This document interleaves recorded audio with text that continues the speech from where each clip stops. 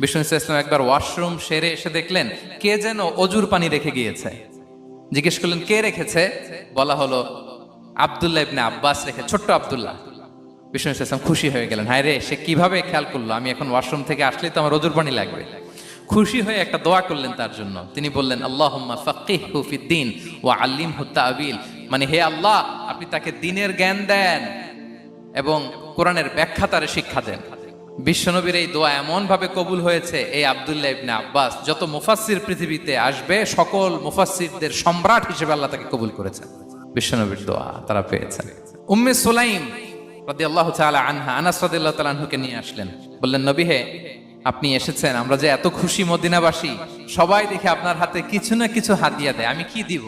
কিছু দেয়ার নাই, কিছু দেয়ার নাই, আমি গরিব মানুষ, আমি আমার নার ছেঁড়া ধন, কলিজার টুকরা আনাস, আমার শিশু সন্তানটারাই আপনারে হাদিয়া দিয়ে দিলাম।